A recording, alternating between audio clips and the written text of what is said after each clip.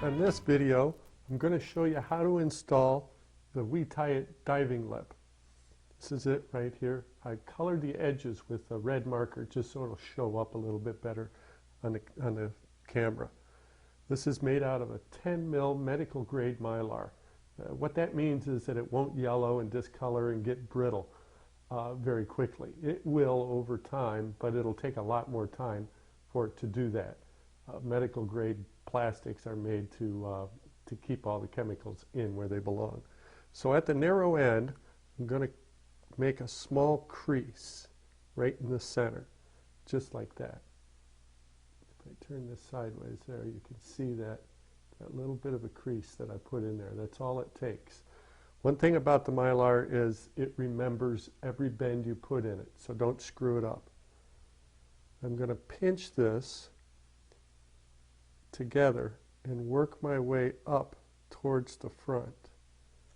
When I get to about where I've got about 3/4 of an inch left, with putting good pressure on it, I'm going to bend the lip down and continue to squeeze. You can see how that radius is the lip, and it comes out perfect every time. I've got, this is a 2/0 kink shank hook, and you've got to use a kink shank hook. You can't get away without using a kink shank because otherwise this plastic could roll around on the hook shank. So it's got to have something on there to anchor it. In this case, we're using the kink shank to anchor it. I'm using some 210 thread, and again, I'm using some red so it'll show up a little bit better here. I'm going to put about 8 or 10 wraps of thread on the back of the shank there. And I'll come in with the lip and I'll slide it in underneath and put the radius right at the hook eye. So my radius is going right past my hook eye, right just on the back side. And then I'm going to start wrapping this thread forward and squeezing that plastic together so that it wraps right up around the hook shank.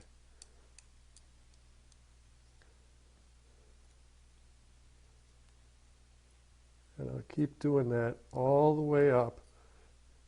And as I'm wrapping this on, you'll notice the front part of the lip, this part of the lip right here, is going to start bending backwards. When that gets just past 90 degrees, then I've got my full wrap on. You can see I'm using quite a bit of thread pressure to really, really anchor this thing down so that it stays right where I want to put it. You can see our angle is changing already. It's just about there.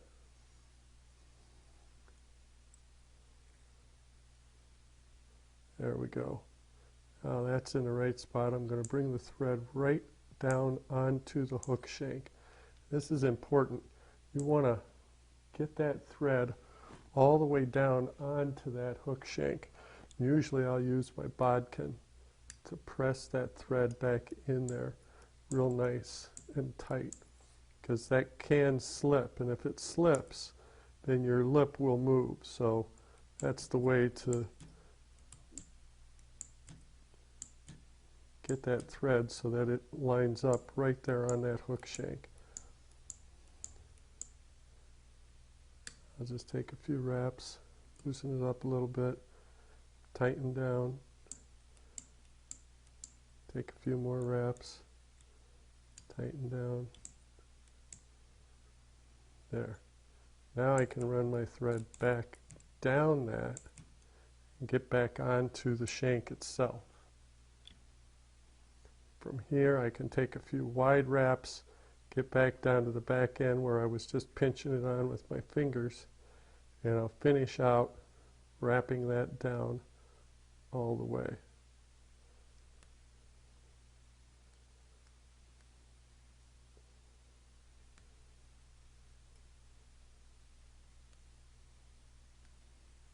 So there it is.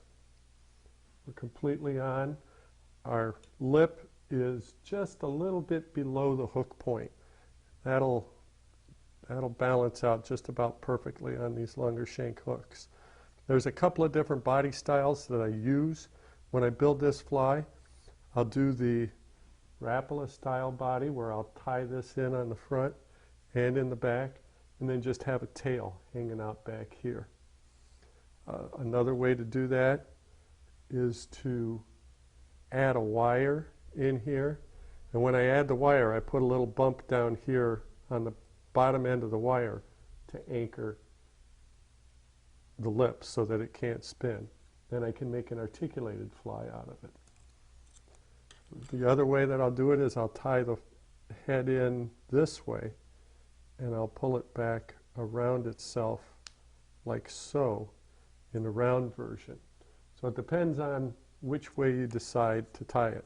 But this is the way we anchor the lip. That's all there is to it. Plain, simple, easy.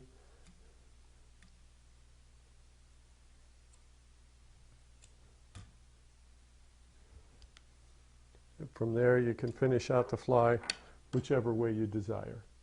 When I get all done with the lip and I go to finish the fly, then I'll take the ends of the lip and I'll push them together so that they come right together, right in the middle. And I'll squeeze that nice and tight, like so. And I can come in, I can take my scissors, I can cut off about 1/8 of an inch on either side, and just cut it off straight. Don't try to round it or anything. As long as you make that cut about the same on each side, that's all it takes to allow the fly to swim properly. And this fly is tunable. If you pinch the lip together, it'll hold its shape fairly well. That'll give it less wiggle, but allows it to dive deeper. If you flatten the lip out, that'll give it a real wide, slow, lazy wobble. It'll stay closer to the surface and it'll tend to roll over more. So you'll fish the fly slower when you've got the lip real wide like this. But you can bend it back and forth dozens of times. It's not going to hurt the fly. So there it is, the installation of the